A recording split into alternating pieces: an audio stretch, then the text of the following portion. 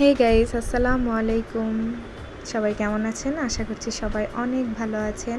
প্রতিদিনের মতন আরেকটি নতুন ব্লগ নিয়ে হাজির হলাম। আর আজকে অনেক সকালে উঠে পড়েছি।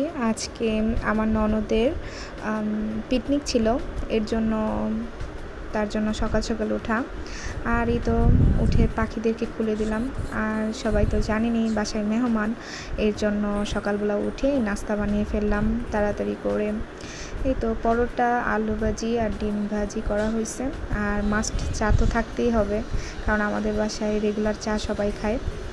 আর আজকে সকালে উঠে পড়েছি দেখে ভাবলাম একটু পিঠা বানাই সবার জন্য। তাই খেজুরের গুড় দিয়ে এটা পুলি পিঠা বানালাম। আর আজকে পুলি পিঠাটা অনেক সুন্দর হয়েছে, কাইটা করা অনেক ভালো হয়েছিল। এই পিঠা বানানো মূলত শিখছি আমার আম্মুর কাছ থেকে। আমি খুব পিঠা পছন্দ করি, এর জন্য আমি সবসময় আম্মুকে বলতাম, আম্মু পিঠা কীভাবে বানান, আমি দাঁড়ায় দাঁড়ায় দেখতাম। এর জন্য ছোটো থেকে না আমি পিঠার প্রতি একটু দুর্বলতা আমার। যাই হোক, এই তো পিঠা ভেজে ফেলতেছি। আর ভাবলাম সকালে বেলায় নাস্তার পরে গরম গরম পিঠা দিব, ভেজে ফেললাম। আর এই পাশে আমার শাশুড়ি মা সেমাই পিঠা করতেছে। আমিও সেমাই পিঠা বানাতে পারি, বাট আমার দুপুরবেলা রান্না করতে হবে, তো এর জন্য আমি চলে আসছি।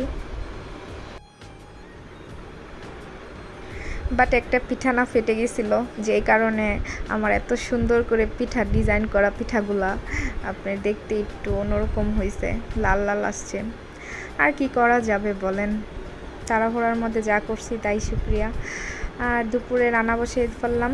আর এই পাশে মাছ ভুনা করতেছি।